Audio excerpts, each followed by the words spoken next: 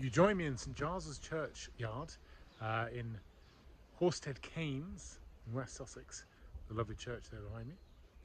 I'm in the hunt for a graveyard to a British Prime Minister, or even a grave. A nice calm place here, relatively overgrown actually, and with its beautiful surroundings, we're going to try and find the Prime Minister who was Prime Minister for 6 years during the 20th century. There is a designated path, but it's a little overgrown, a little unkempt, perhaps just because it's the end of spring now and they haven't quite got the lawnmowers in, but it's rather still a wonderful setting with wild birds. There was a pheasant over there earlier.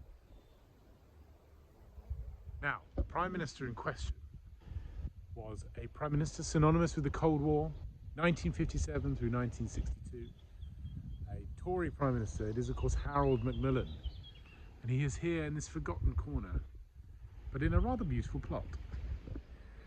Harold came into office after the Suez Crisis, which was mishandled by his predecessor Anthony Eden, and he came and picked up the Tory chaos that ensued in 1957 and took them through a successful election.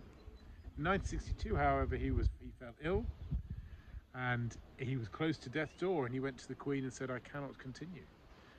And he was replaced by one of my favourite Prime Ministers, Sir Alec Douglas Hume. But Harold Macmillan, as I say, was close to death, but he survived a lot longer than that, and he lived, as it says there, way until 1986, one of the longest living Prime Ministers. And his nickname was Super Mac.